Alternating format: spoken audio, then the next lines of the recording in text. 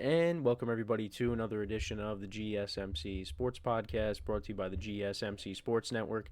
As always, I'm your host Kenneth Grunfelder, and it's great to have you guys here on this Wednesday, March 5th. We have a lot to cover on the show today. Before I get into all that, just want to remind you guys, as always, tip or donate and get your comments recognized. Make sure to hit that super chat button in the chat if you want to see me acknowledge any thought or comment you may have throughout the live broadcast.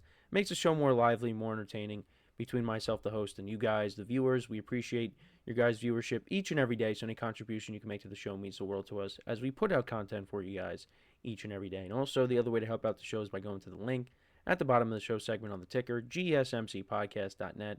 That is gsmcpodcast.net. So let's get into what we are going to discuss for today. So a lot of football stuff.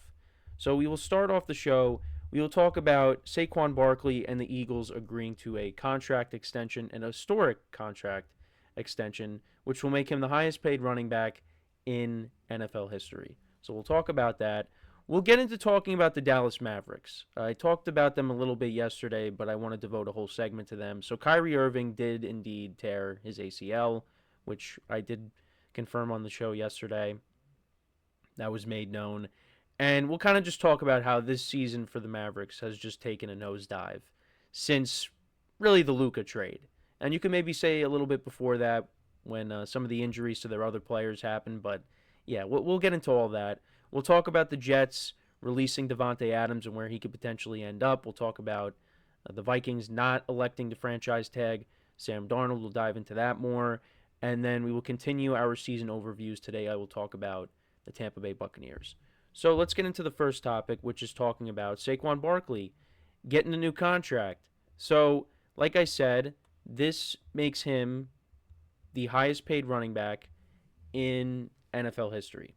And the specifics of the deal are as follows. So, he has agreed to a 2-year, $41.2 million extension, which, like I said, makes him the highest paid running back in NFL history. And this is according to ESPN's Adam Schefter. Now, the contract includes $36 million in guaranteed money and has an additional $15 million in escalators available.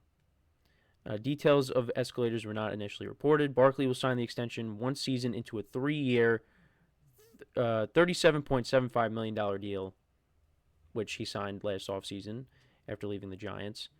And, I mean, if there was a time to give him an extension, it makes sense to do it now because he's coming off of an incredible season, just won the Super Bowl, and, he had over 2,000 yards rushing, over 2,200 total yards from scrimmage, 15 total touchdowns, had a great postseason, and his rushing total was the 8th highest in NFL history, and he got Offensive Player of the Year honors because of it.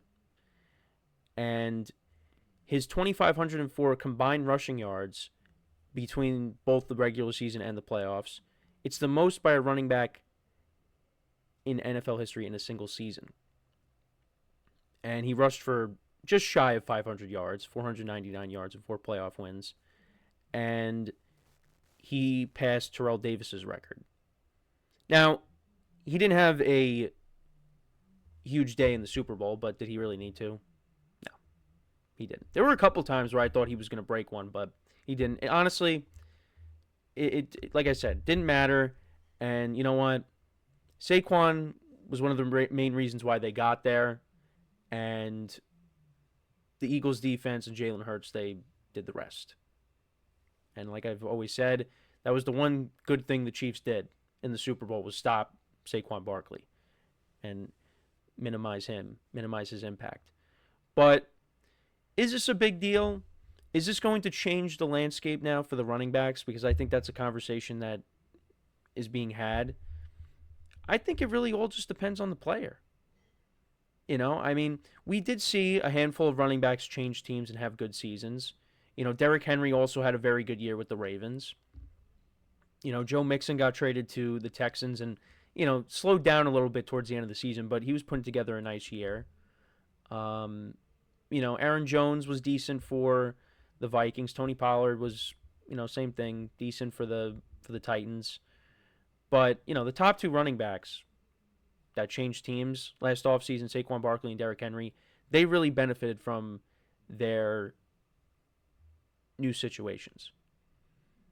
And Saquon was the missing piece for the Eagles.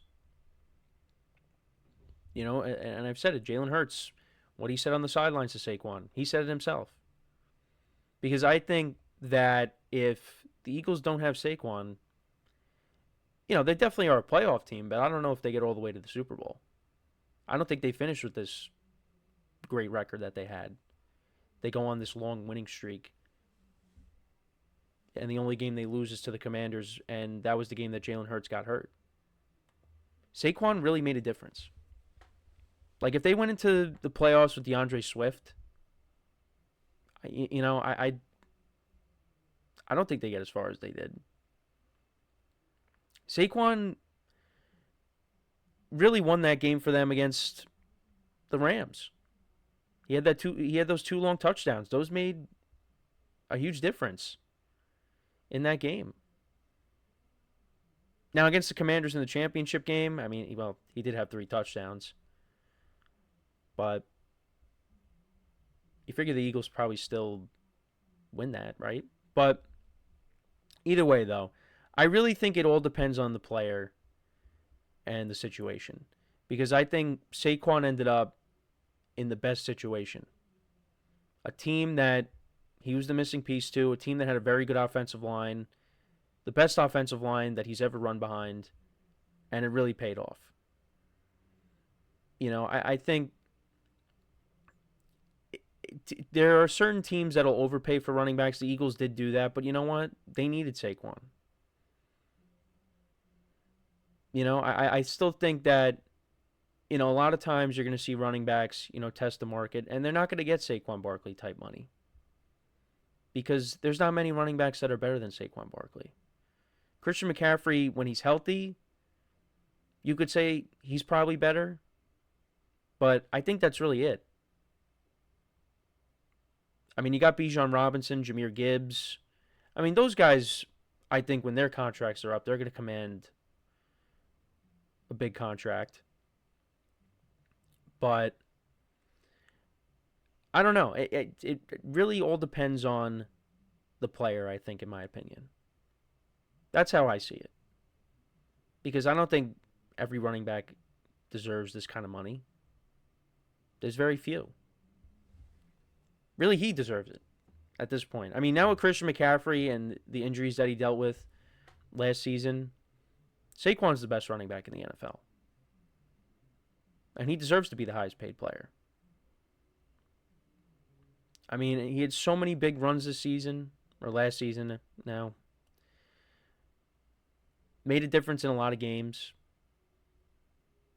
That game against the Saints, that was his, well, no, the Brazil game was. But still, the Saints game, the Eagles were getting shut out, couldn't get anything going, and then Saquon breaks off that big run. And they ended up winning that game. They beat the Browns, and then they go from there. They took off. And look, as a Giant fan, it's unfortunate to see this because you wish that would have happened when he was with the Giants, but the Eagles are a much better organization right now. And yeah, it's a rival. Would have liked to have seen him have gone somewhere else, but it is what it is now. It's in the past.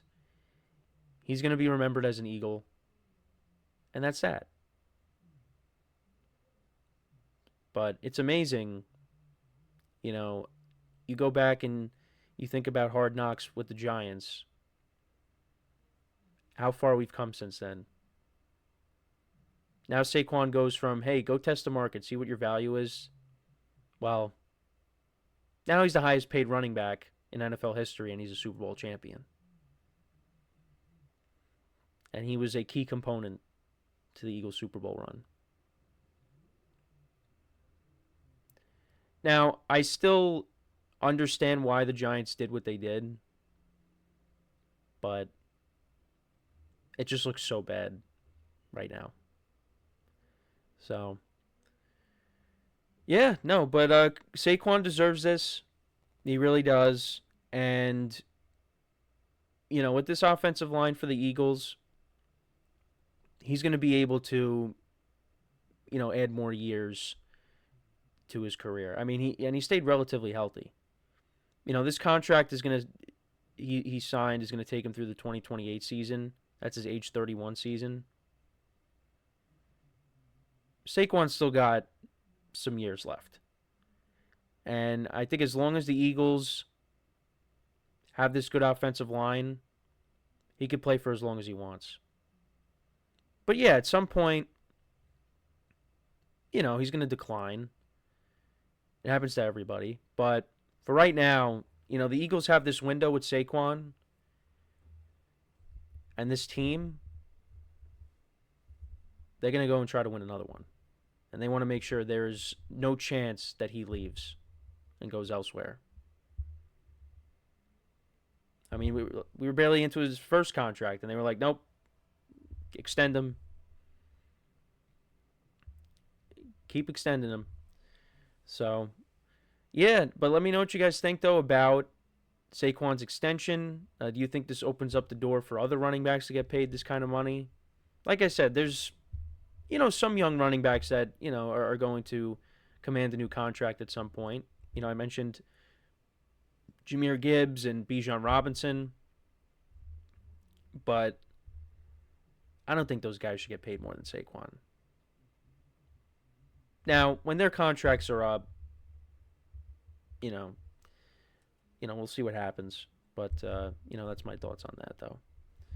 So we are going to take our first break of the show now, and then when we come back, we will talk about the Dallas Mavericks and Kyrie Irving being ruled out for the season with a torn ACL. We'll get into that when we come back from our first break of the show. So with that being said, stick around, and we'll be right back here on the GSMC Sports Podcast.